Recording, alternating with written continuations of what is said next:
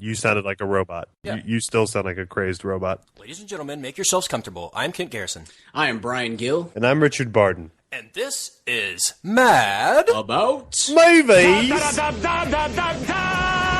You sound insane. You realize that? Yeah. Is the whole world gone crazy? Seriously? It's showtime. Mad About Movies is a podcast where we take you on a journey through the world of cinema, whether it be movie news, movie rumors, movie rumblings, or trailers and movie reviews. We go through it all here on Mad About Movies. But tonight, we take you on a different course. Yes, that is right. It is the first annual Mad About Movies Rants and Raves.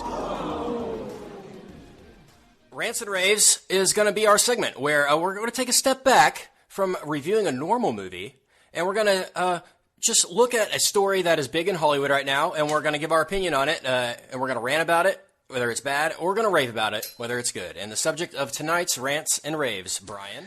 The 2013 Academy Awards. Oh, crap. I prepared for the 2003 Academy Awards. Well, you'll probably be fine since they spent half the show going over the 2003 awards, Exactly. so it doesn't matter. Okay, good. Yeah. Good. Because I have a lot of Chicago thoughts planned. Great. Well, before we get into that, I want to ask you guys, do you guys have any movie news, anything this week that happened since the last podcast that you want to maybe bring up in the world of movies? I'm relying on you today, Kent. I looked through. You guys always rely on me. I know. Luckily, well, that's your job. You're the news guy. I guess my job is to do everything. And Yeah, so- that's true. That's true. That's so why I do have a number of things I would like to go over. Sure, bring it. First off, this came down this afternoon, and this is from IGN, and the article is called "Robert Downey Jr. on Leaving Iron Man and Tony Stark." What? I don't have to overstay my welcome, says Robert Downey Jr. And the sentence in this article that stood out to me was from Marvel's head honcho. It says Kevin Feige, who has basically been overseeing every Marvel movie since I can't remember which the first one was. The first one Iron Man he did? I think so.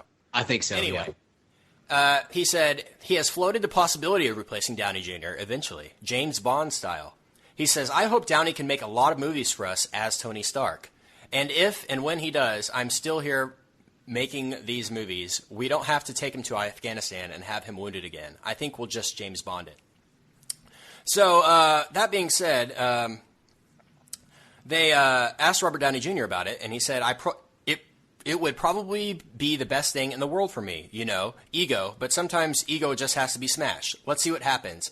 I take the audience very seriously. I feel bad when I see folks doing movies, and the audience is like, don't do that anymore.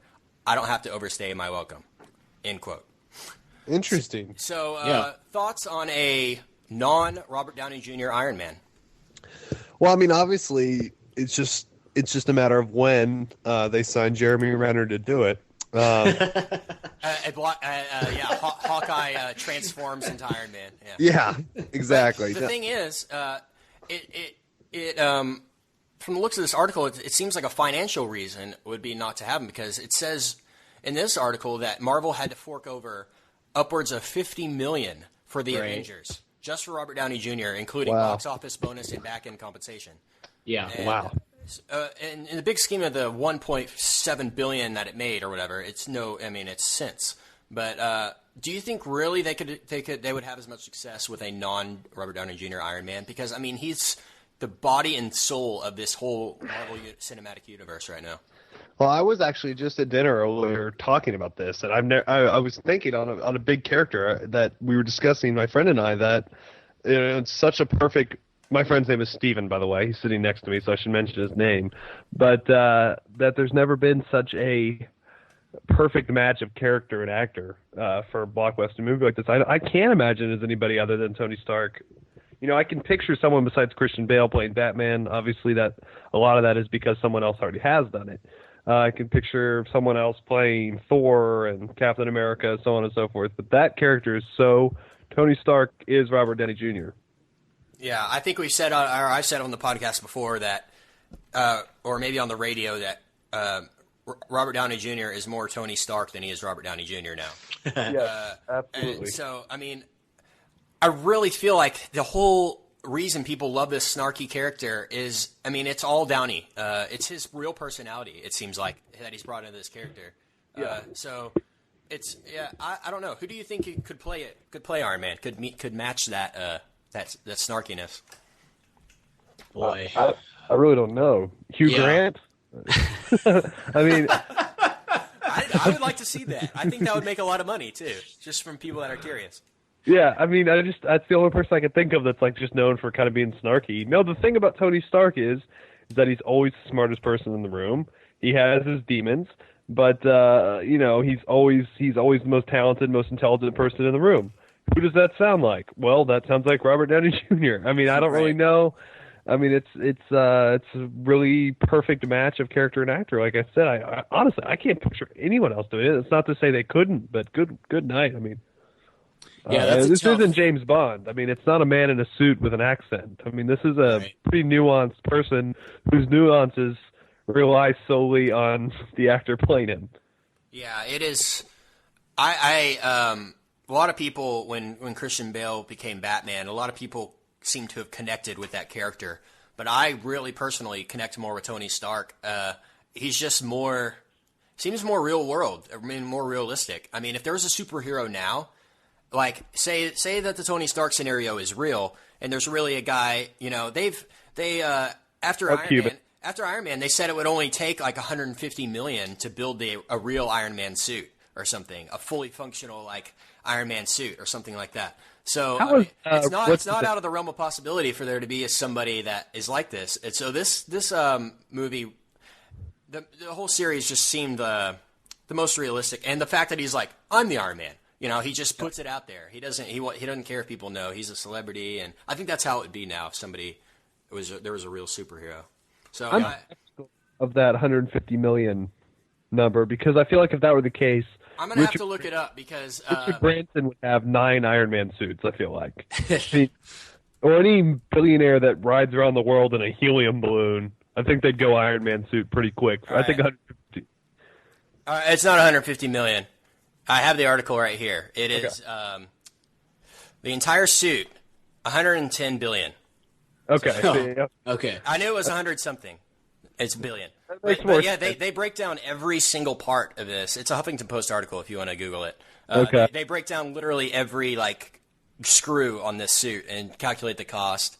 It's crazy, but it's not. I mean, I don't know. Iron Man is one of my favorite series. I just really would hate to see Downey Jr. not be a part of it. I don't know if I'd be a fan at that point.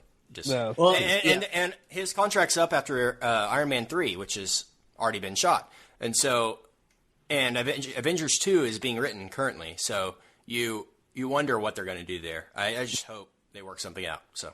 Yeah, I'll say this. I'm with you guys. I don't know that you can replace Robert Downey Jr. with anybody and have it work out the same way.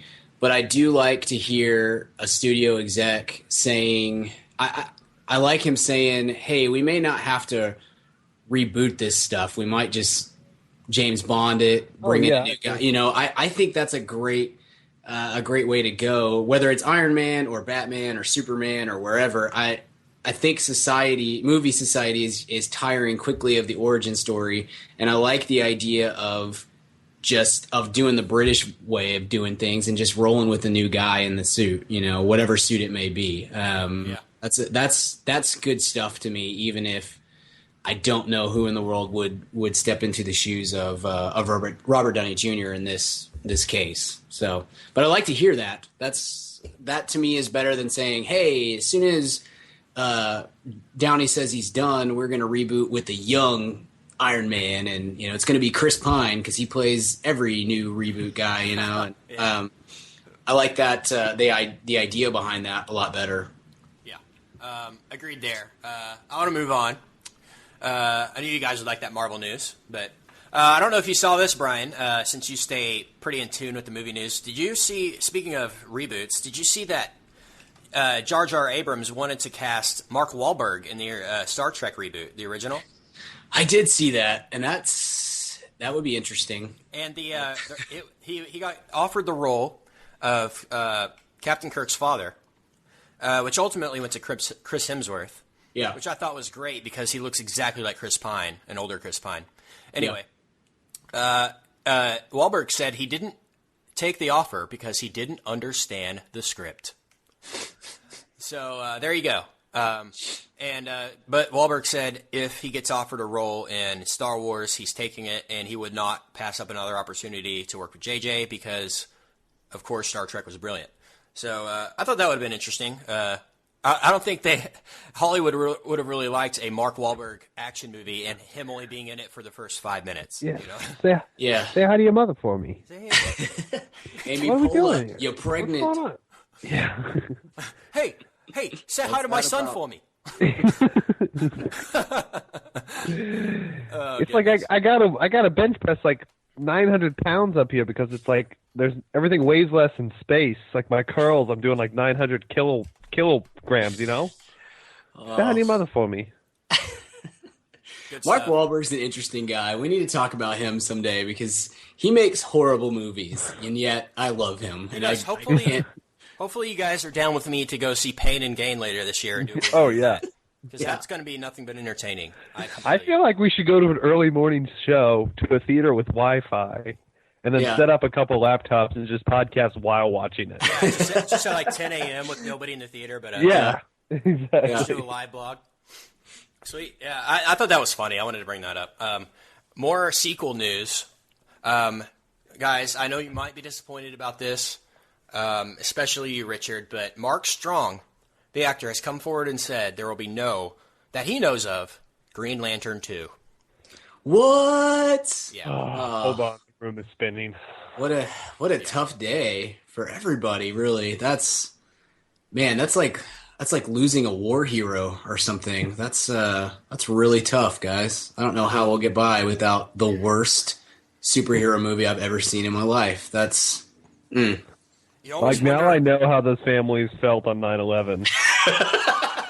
I mean that is not an overstatement. I mean that is how I feel. Oh, yeah. No, I'm kidding, obviously. In an awful taste as usual.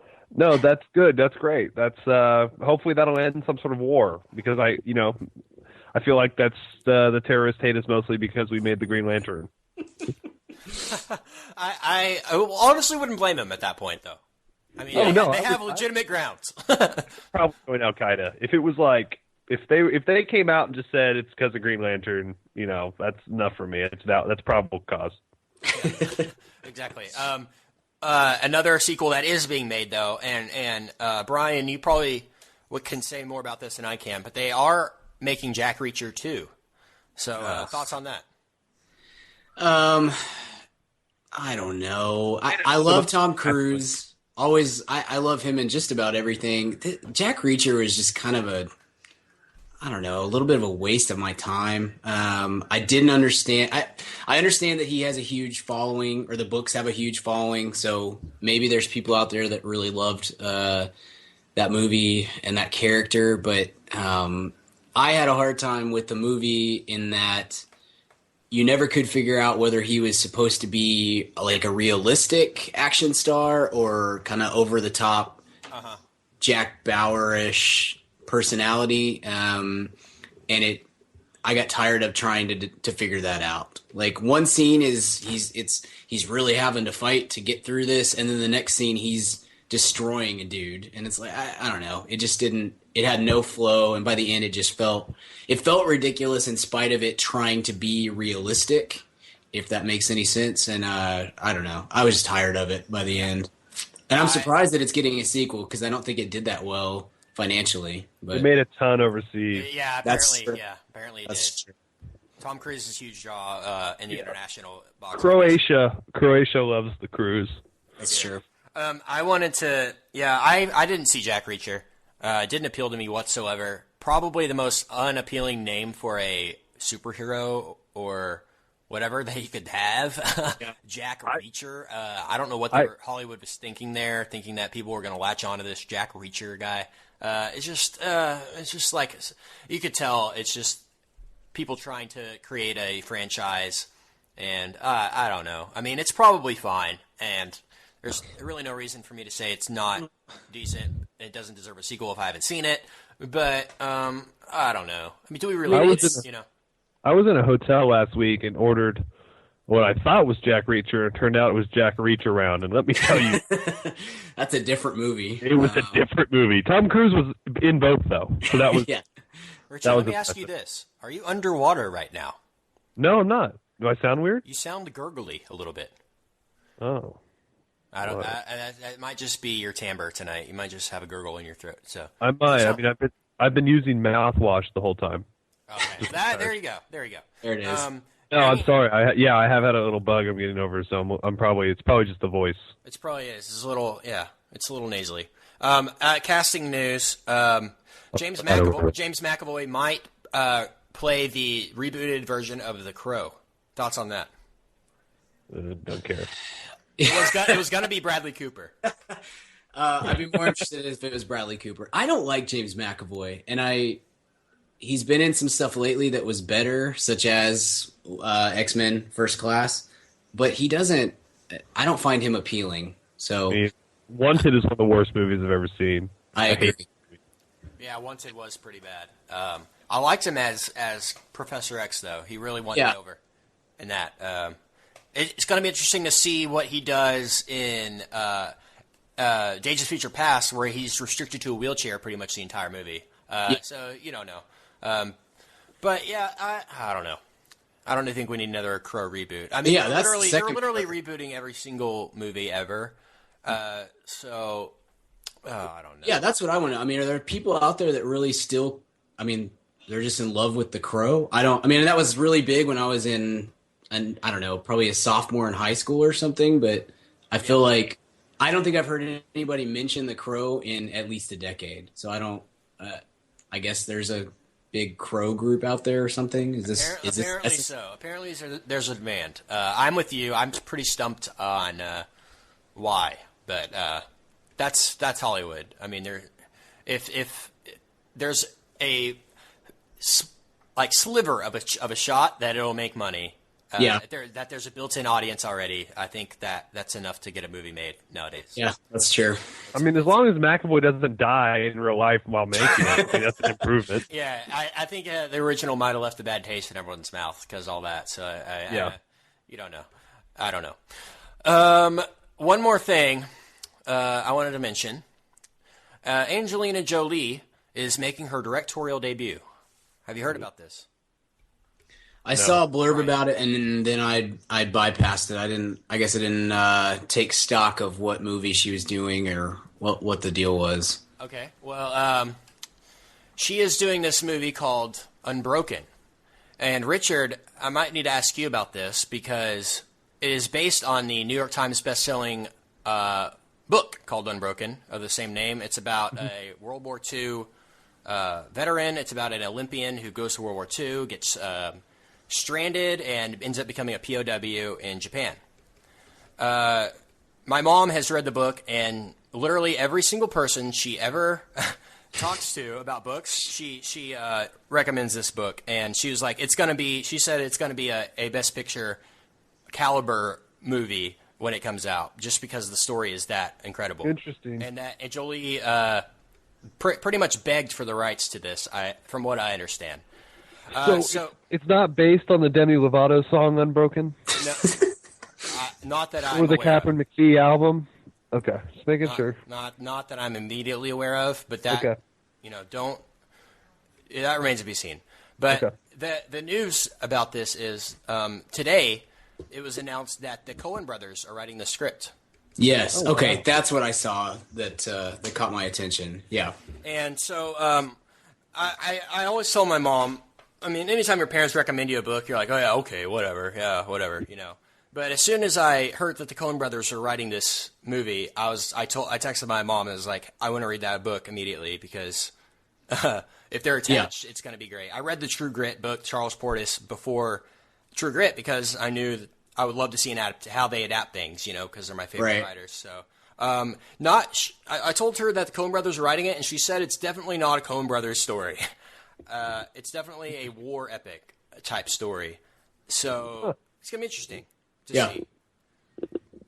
Anything the Coens do, I'm interested in. Yeah, I mean, I'm interested in it. I mean, I think Angelina Jolie is smart. I think I think intelligence is a big part of directing and understand how a story's supposed to go.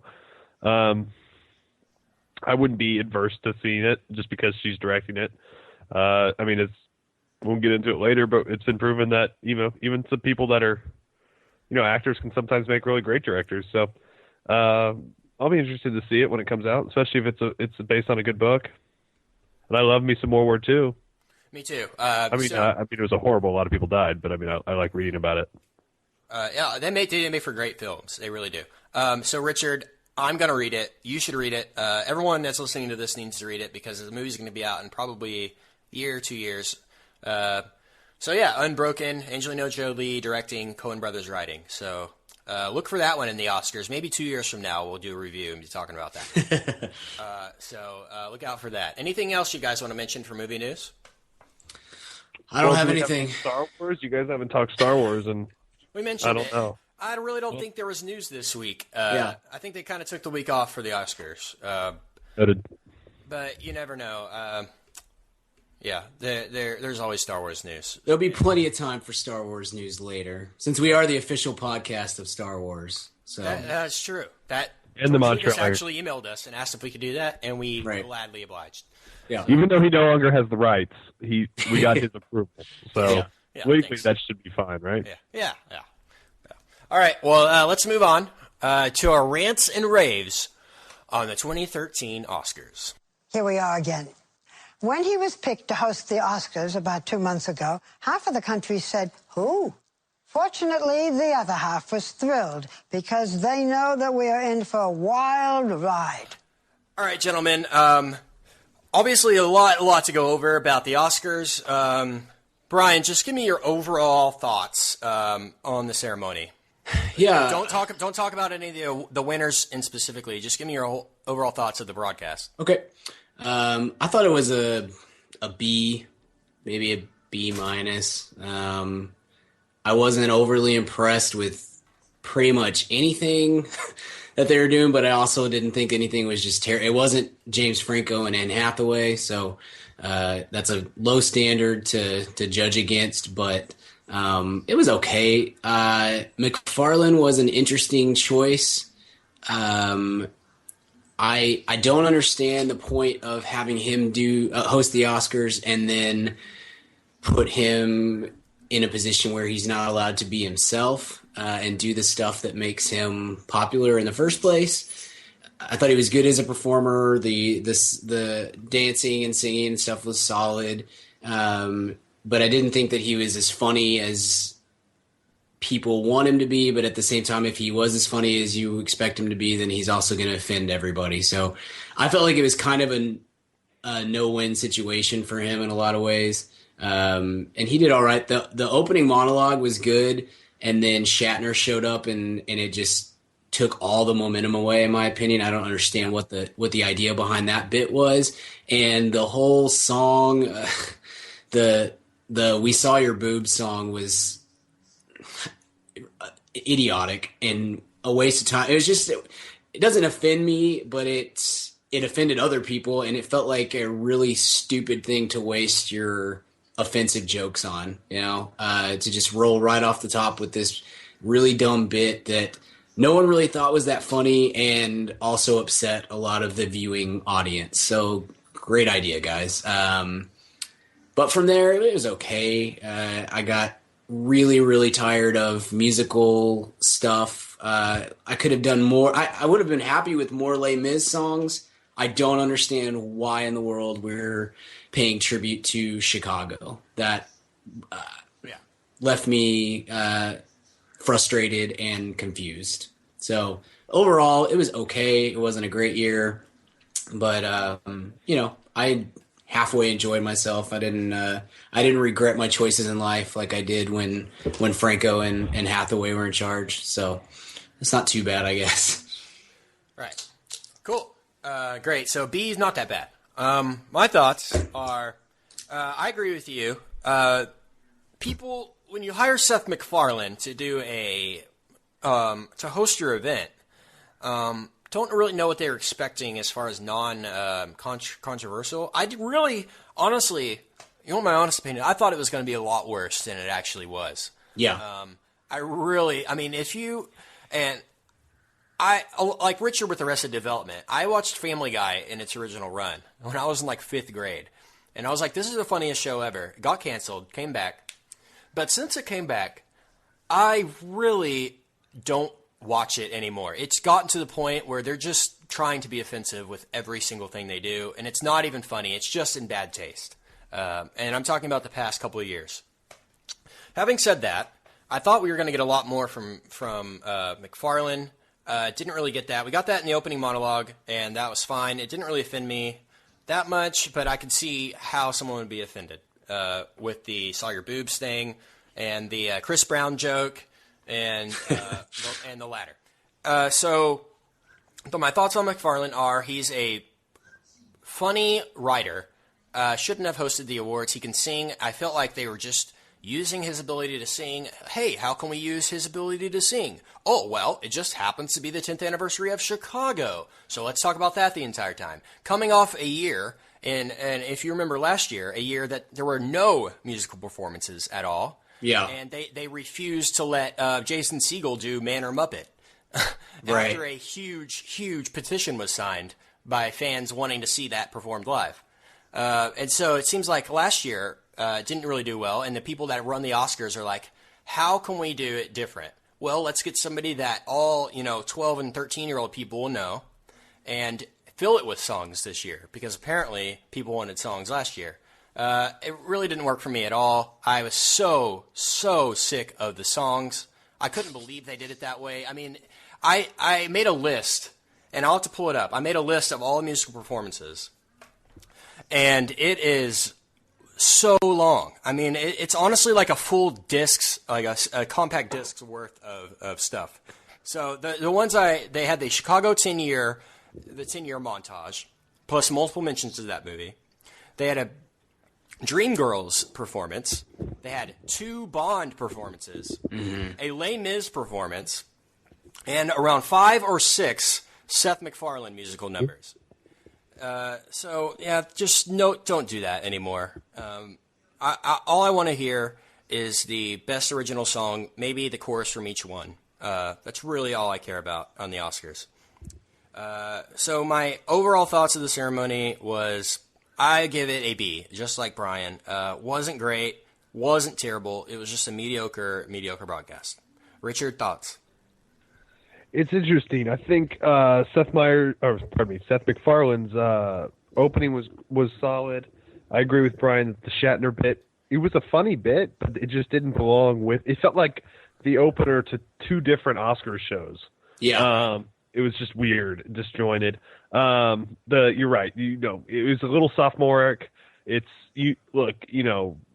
as much as the Oscars, the Academy knows who Seth MacFarlane is, Seth MacFarlane knows who the Academy is. So, they have to know he's going to be offensive, and he has to know that doing a song called I Saw Your Boobs probably isn't going to go over very well. All right. But let me say this. Let me say the sock puppet, hilarious. Yeah. Might be the funniest moment of the night. And I was hoping maybe we could get sock puppet parodies of all the Best Picture nominees. That would have been funny. But Agreed. It didn't happen. And so that was funny. It's a weird show in that it runs long. It's oddly paced, where you have a lot of commercial breaks, and then at the end, the 3 biggest moments happen back to back to back really quick. Yeah. So it's a oddly structured show. It's a really thankless job. I mean, you look at the people that have failed at this. David Letterman, one of the best broadcasters in the last 50 years, had a subpar Oscars. It's thankless. So, looking at the past 10 years of hosts, this is who they are: Billy Crystal in 2003, then Chris Rock, Jon Stewart, Ellen DeGeneres, Jon Stewart again, Hugh Jackman. So for some reason, I had no idea that Hugh Jackman ever hosted the Oscars. He was great. Completely His opening song was fantastic, too. Yeah. He was really good. I do remember that, actually. That was good. Alec Baldwin and Steve Martin. That was good. That was awesome. I don't know why they didn't do that the next every year. year. Every year. Yeah, right. Every year. James Franco and Anne Hathaway, and then Billy Crystal again. So. I've been saying Martin Short would be great, too. Or Martin. I think so, too. I do. I think Jimmy Kimmel would be great. Yeah, I think they're grooming him. I think he had to get the Emmys under his belt. I think he'll end up doing it because he's an ABC guy. ABC, yeah. He probably will do it next year. Honestly, if I was going to put money on it, I would. Yeah, same here.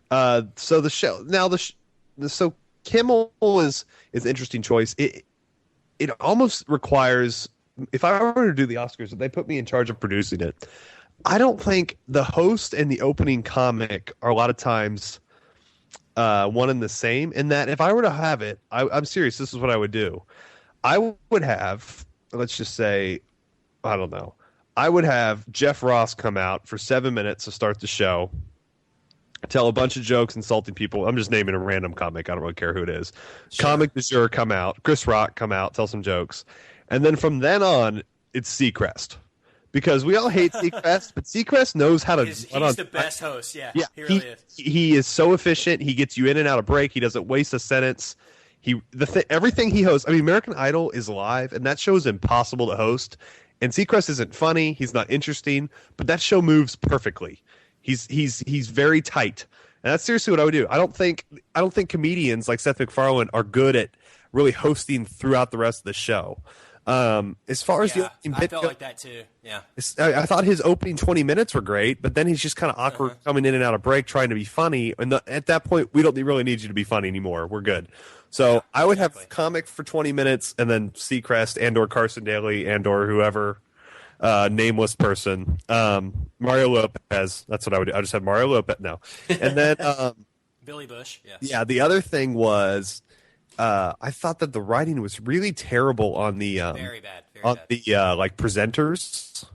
Like I thought it's ungodly awful. It's just like no. I think that's a different staff. I think McFarlane and his team do his stuff, but I think that's like the Academy staff that write those, and they should all be fired. I don't know if that's when the credits roll. I don't know if you saw the first credit that they show is written by, and it's like two people. It's a lady and a guy. Bruce Villain, probably. Yeah. No, it's just some random and probably not even funny guys. I mean, they're probably writers like newspaper writers. They can write a description of a movie all day, but they can't write comedy. Yeah. Hey, what's up, Ma'am Fam? Kent here. And yes, if you're hearing from me, you know it's time to talk about Blue Apron. If you haven't tried out Blue Apron by now, what the heck are you even doing? Blue Apron is the #1 fresh ingredient and recipe delivery service in the country. They deliver fresh meals straight to your door. All the food is fresh, it's sourced from local farms, and there's no wasted ingredients. I've been a Blue Apron subscriber for a long time now, and they have still, to this day, never let me down. There's tons of variety. Some featured upcoming meals include summer vegetable and egg paninis, soy glazed pork and rice cakes, skillet vegetable chili with cheddar drop biscuits, holy crap, and garlic butter shrimp and corn with green bean salad. So take it from me. Try out Blue Apron now. Go to blueapron.com/mad. That's blueapron.com/mad. Get 3 meals on us for free. Nothing goes better with a movie than dinner. So check out Blue Apron. blueapron.com/mad. Blue Apron, a better way to cook. Hey, Ma'am Fam, question for you. Do you own a small business, or are you a boss? Are you looking to hire awesome people, but you just can't find somebody to fill that role? Well, let me tell you about ZipRecruiter.com. With ZipRecruiter, you can post your job to 100+ job sites, all with one click. In fact, over 80% of jobs posted on ZipRecruiter get a qualified candidate in just 24 hours. Find out today why ZipRecruiter has been used by businesses of all sizes to find the most qualified job candidates with immediate results. That's why ZipRecruiter is different. Unlike other job sites, ZipRecruiter doesn't depend on candidates finding you. It finds them.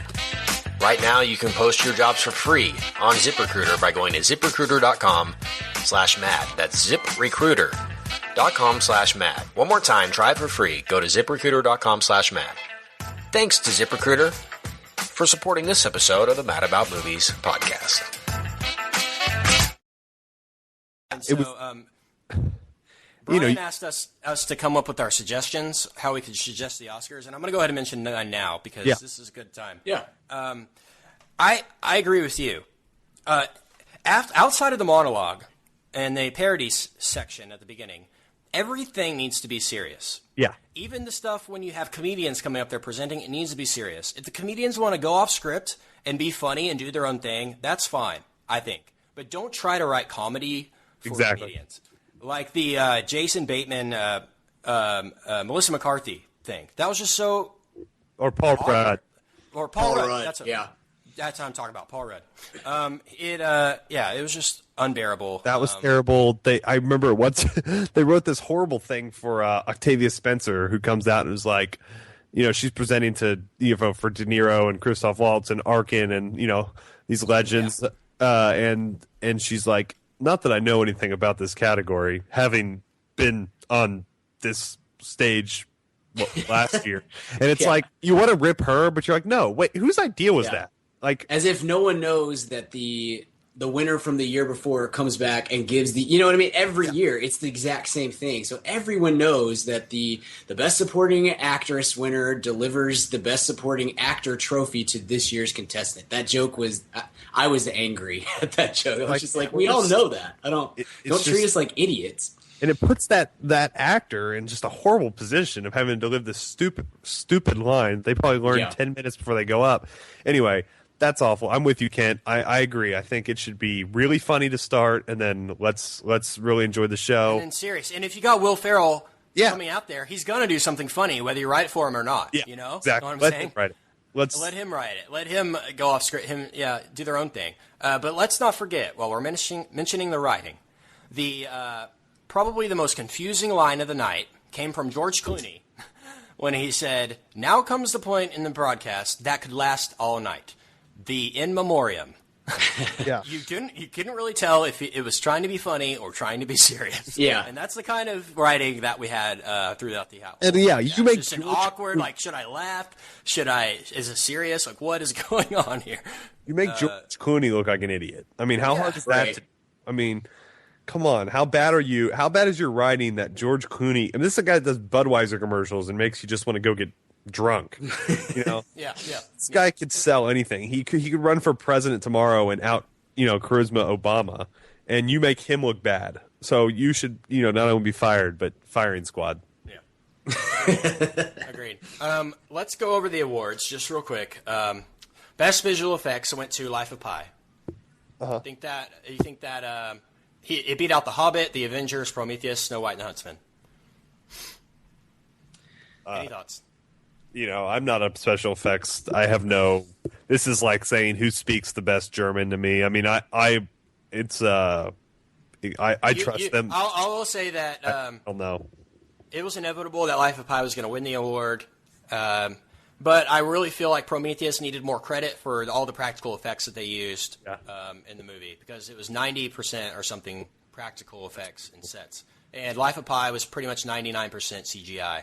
No, and they previs the entire movie, literally. Every shot was, in a computer. They knew how it was going to be laid out. Great way of doing things, but there's a very few films being, especially science fiction, being done with practical effects in that way. So glad to see they at least got a nomination there. Yeah. Best adapted screenplay went to Argo. It's a great deserved, but I think maybe Lincoln.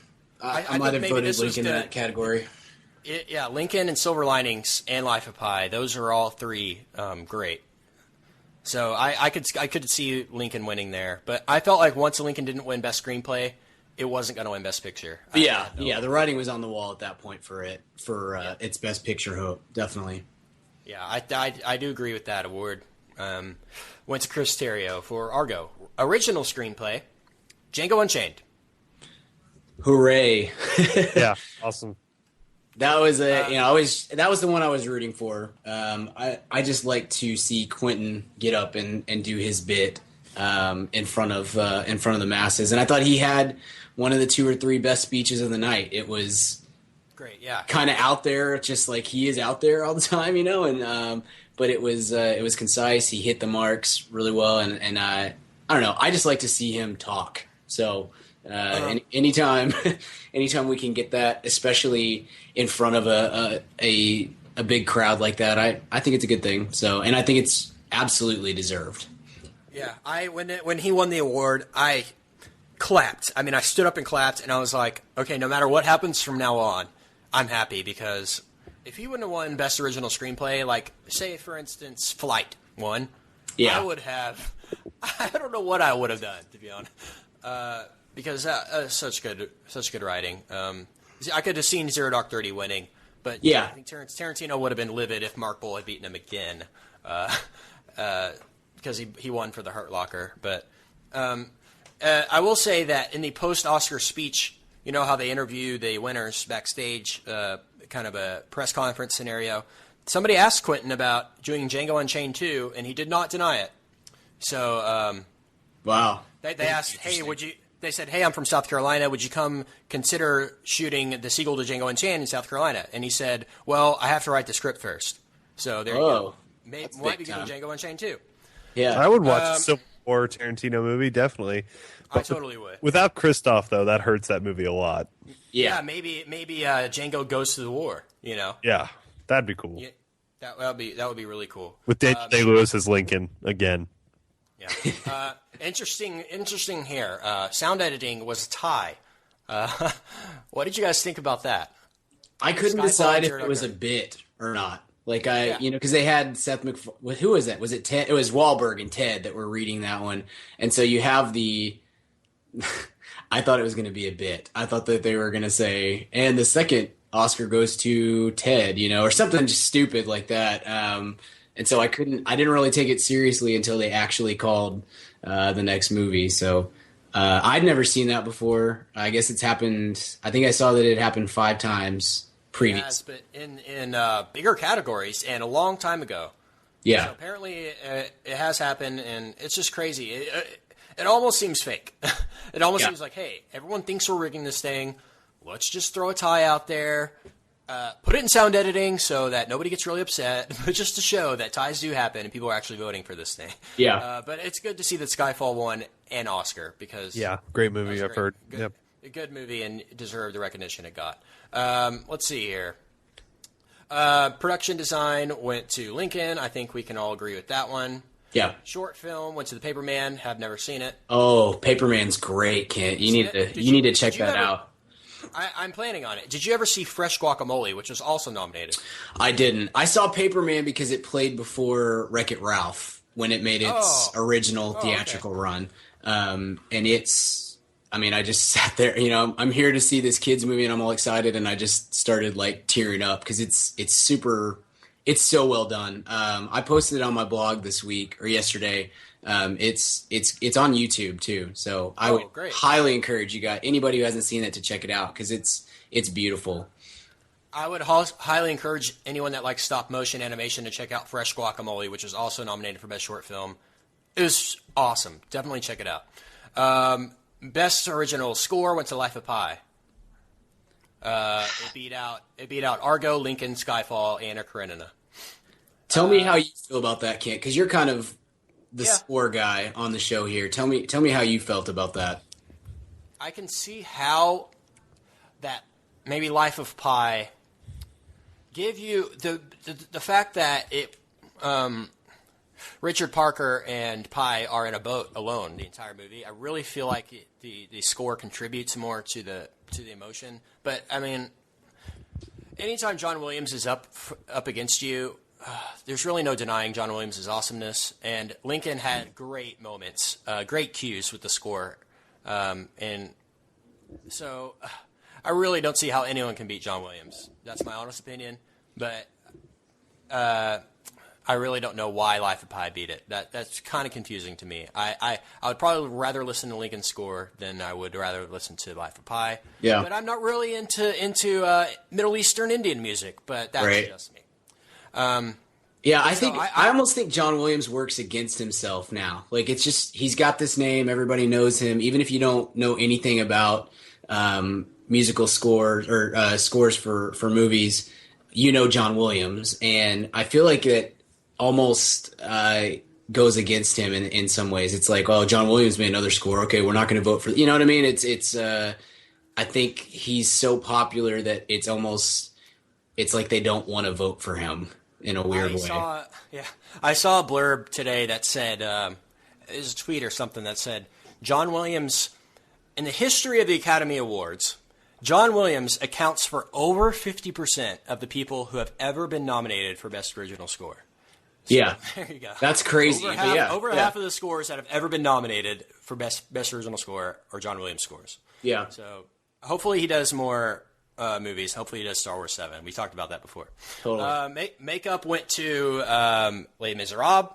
I was kind of surprised it beat The Hobbit because The Hobbit, I mean, incredible makeup job there. The makeup in Les Mis, though, is pretty incredible. It is great. But, I mean, yeah, those are both, like, that's a toss-up for me on either of those. Foreign language film went to Amore. Haven't seen it. I plan on it. Yeah. Film editing went to Argo. It beat out Life of Pi, Lincoln, Silver Linings Playbook. Deserved.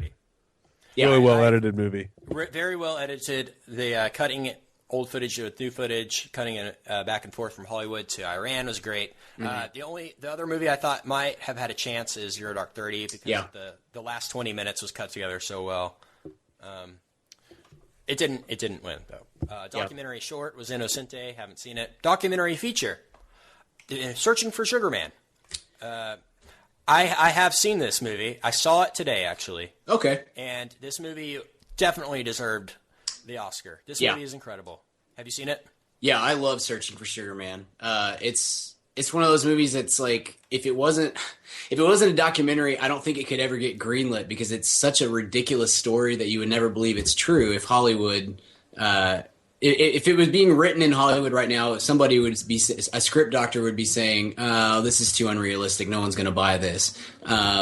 It's such a weird, cool, interesting story. I highly recommend Searching for Sugar Man for anybody who hasn't seen it yet. It's a great movie.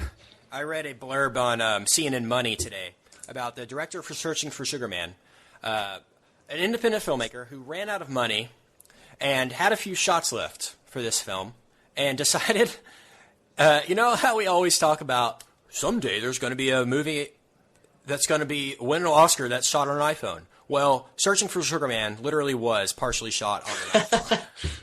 So there you go. It was shot on the 8mm camera app. That's great. The 8mm footage was, so that's crazy to think about. And we get to the big awards now. Cinematography went to Life of Pi. It beat out Lincoln, Skyfall, Django, Anna Karenina. That's one of the two or three that really ticked me off. I thought it should have been Skyfall. Yes, I thought that Life of Pi absolutely deserved its visual effects award. I don't know that much about what all goes into the filmmaking process. I have a little bit of a problem with a film that is, I would wager, at least 80% created on a computer, if not more. Langley has said literally every single frame of this movie was prevised in a computer. See, so I don't see how it can win cinematography. How I feel. I feel like half the thing with cinematography is, all right, camera's on the set. Now let's frame the shot. You know what I'm saying? Right, and now let's work the magic. Not let's think about it beforehand and have it set in stone and then animate it. I mean, we literally animated the shot, not shot it. You know what I'm saying? And nothing against Life of Pi. Life of Pi is beautiful. It's incredibly well put together, but I don't know. I really don't even understand how it qualifies for cinematography in some ways, especially stacked up against Skyfall, which I think honestly might be the most beautiful action movie I've ever seen. And the cinematography is done by Roger Deakins, who's probably the best cinematographer in the business. Probably the best cinematographer around right now. Still has not won an Oscar. Incredible. When you look at his filmography, it's incredible that he has not been recognized. Yeah. Janusz Kaminski too. I mean, he did a good job in Lincoln. I thought it was either going to be I thought it was either going to be Skyfall or Lincoln. It was Life of Pi. I honestly don't see how Django was nominated, but there are a few cues in there that are great. Like the scene where they're riding through town and the noose is hanging on the wall or on the porch, and Django's riding by on the horse, and you see Django's head in the noose. Just small little cues like that. I think Django didn't deserve to win, but I can certainly think it deserves a nomination because that whole montage scene is with the mountains and everything is framed incredibly. I mean, that's a beautiful, beautiful classic. Let's just remind our listeners. Plus, it's shot on film. Let's just remind our listener. That's true. That Life of Pi won for Best Cinematography, and The Master was not even nominated. That's true. That's all I'll say there in that category. That should have been nominated as well. That is just insulting on every aspect. Costume design went to Anna Karenina. I have never seen it, but it looked pretty much just like every other movie I've seen from that time period. Just floofy, puffy dresses, Yeah. I feel like that was the same costumes as Mirror Mirror. Yeah. I feel like that was one of the bigger mail-ins of it's every year. It's not just this year, but yeah. I felt like you could say, oh, your movie's based before 1950 and, and it was released in November. Well, you're going to win this award. I just, it's such a mail-in to me. I don't even know. They should just hand that out when they hand out the technical awards before the ceremony on Sunday night, because you had to know Anna Karenina was going to win because it's obvious. It's obvious. They always get those sorts of movies. Always get that award every single year. Yep. So. Yep. Best animated feature. Now here's one that I would like to rant.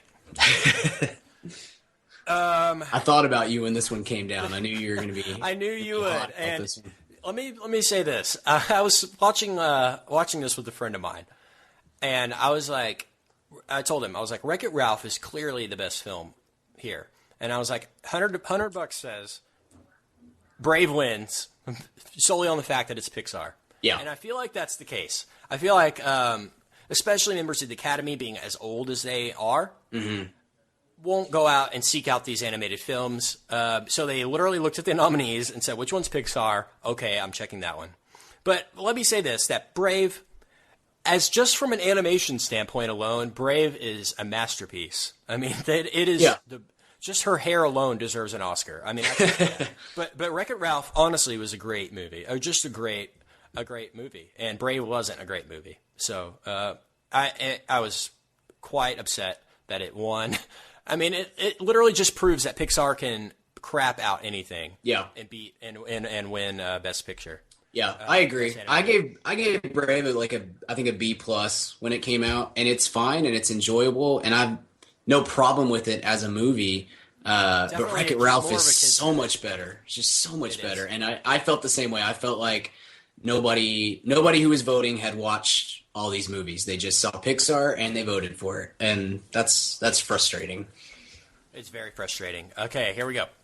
Best Supporting Actress went to Anne Hathaway, beating Amy Adams, Sally Field, Helen Hunt, Jackie Weaver. I haven't seen The Sessions, but I have seen all the others, and I'll agree there. I think Anne Hathaway was superb in her, and in her 20 minutes of the film she's in. Yeah. And that's a whole nother debate, and that it gets a lot of controversy about whether she should even be nominated for being in a 3-hour film being in 20 minutes. Yeah. Well, Alan Arkin won for Little Miss Sunshine with 11 minutes of screen time. 8 of those being as a corpse. So, I mean... as soon as Anne Hathaway opened her mouth and started singing, though, and that first tear streamed down her face, you're like, oh, she has this wrapped up. Yeah, you knew she had the Oscar when the trailer came out, I think. That was it was wrapped up. But that's a tough one for me. Richard's in the same boat. I don't know about you, Kent, but I know Richard and I share a hatred of Anne Hathaway. And I do too. But I'll be honest. This but she year, was great. I'm not. Les Mis and The Dark Knight Rises. I'm starting to come around to Anne Hathaway, but I'll agree. There's nothing I found attractive about her whatsoever. And I think if I went on a date with her, I probably wouldn't call her back. That's just her personality. Just she's just the girl in high school that tries too hard. She's just that girl next door. Yeah, that girl at church that your parents want you to date, but you're like, no, that's weird. Best Supporting Actor, Christoph Waltz. Yeah. Boom. And the evening started off with this award. And when he won, I was like, this is going to be a great night. He beat out Philip Seymour Hoffman, De Niro, Alan Arkin, and Tommy Lee Jones. A lot of people thought Tommy Lee Jones was going to win. Or De Niro. The day of the Oscars, I feel like De Niro was the favorite. The buzz was surrounding him. I would have been upset if Waltz or Philip Seymour Hoffman didn't win. But Amen. What do you guys think? Those were my two picks too. I think Arkin's always Arkin times Alan Arkin, and he's great, but it's nothing. And plus he's on screen again 9 whole minutes in Argo, whereas Christoph Waltz has 2 hours of screen time in Django. Right. Same with Seymour Hoffman in The Masters, and both of those are arguably lead roles. De Niro's always kind of he's doing a Robert De Niro impression at this point. And plus, no bookie would actually be a fan of the Eagles or any sports team, so that annoys me. So on principle, I don't vote for him. And Tommy Lee Jones is great in Lincoln, but I think he kind of soured people by just being kind of a jerk during the whole award season. And as much as we don't like to admit it, it's a game you have to play. You got to be nice, and you got to kiss ass a little bit. And he kind of refused to do that. And I think everyone likes Christoph Waltz. Yeah, I do. Yeah, it's just really no denying Christoph Waltz. Just his charm, his skill as a dramatic actor, his classic style of acting. It's just undeniable. It's infectious, and I feel the same way about Seymour Hoffman. Every frame I see him on screen, I'm just happy. He's just a brilliant actor. So yeah, Christoph Waltz, great. Great that he won. But let's go to here. Best Actress in a Leading Role. Jennifer Lawrence for Silver Linings Playbook, beating out Kwazine Wallace for Beasts of the Southern Wild, Naomi Watts, Jessica Chastain, and Emmanuel Riva. Thoughts on Jennifer Lawrence? I think Chastain had a better performance in a much harder role. However, I think Lawrence really had a really charming award season. She's a really likable person. And the fact is that these awards, the Oscars culminate the award season. And if you come off well during a lot of the other awards, it'll win you some votes. And I think she really just charmed America and the Academy. I think she was better in Winter's Bone than this role. And I think there might have been a little retribution there. I like her a lot. I think she's a really charming person. But I think Chastain was miles ahead of her as a performance. But again, one of those things where Chastain should have won, but it doesn't kill you. I definitely think Lawrence was second place, so it's not like it was a fifth place winning or anything like that. It wasn't I think Kwazine Wallace was incredible too. And that's true. Wild, she was unbelievable. I agree with Jennifer Lawrence. Something just rubs me the wrong way about her. Beautiful girl, but her acting style is just kind of eyes half closed, kind of monotonish. That's just kind of my opinion. But she won the Oscar. I mean, so people love her.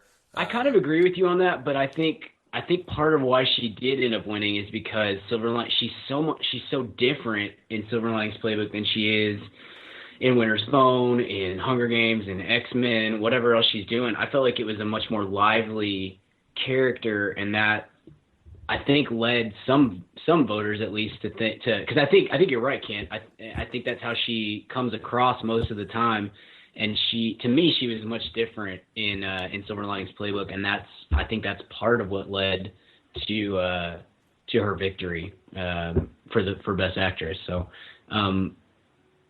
Personally, I'll echo what you guys have both said. Jessica Chastain, in my opinion, had the best performance of the year by any actor, actress, supporting, leading, whatever, and was asked to do far more in her role than, honestly, I feel like anybody else who was up for an award, maybe other than Joaquin Phoenix in The Master. And I really feel like she deserved to win that, and that would have been my vote. But like Richard said, I think Jennifer Lawrence and Kwangene Wallace were both in my top 10 performances of the year, male or female. And so I can't, along with Chastain, I can't really complain about the second best female performance winning the award. I thought they were both well deserving. Even if it broke my heart just a little bit that Jessica Chastain didn't win, but I thought it was well deserved for both of them, quite honestly. Good, all good points. Best Actor in a Leading Role went to Daniel Day-Lewis. beating out Bradley Cooper, Joaquin Phoenix, Denzel, and Hugh Jackman. And funniest monologue of the night. Yeah. Yeah, true. Great, obviously great performance by Day-Lewis. You got to feel for Joaquin Phoenix, though, here. You really do. I mean, I honestly hurt for the guy because he tries so hard and he puts it all out there. And it's just like Daniel Day-Lewis Daniel Day-Lewis could show up drunk every day on set and literally mumble a performance, and he probably won the Best Actor in the Academy Awards. I mean, nine is to differ on that, but yeah, still.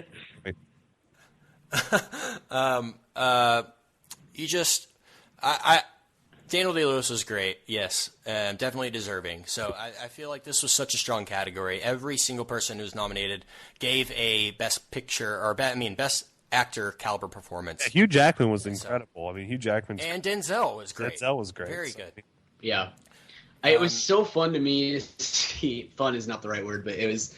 I got a kick out of seeing every time they cut to Joaquin Phoenix, which was only like 3 times in the whole show because clearly he's unstable and you don't know what he's going to do when the camera turns on. But I couldn't decide whether he was angry that he wasn't going to win or angry because he was actually at the Academy Awards. He looked like he had hemorrhoids. I mean, he was just so angry and squirming in his seat, and you couldn't get a feel for it. It was. I want to get this in real quick.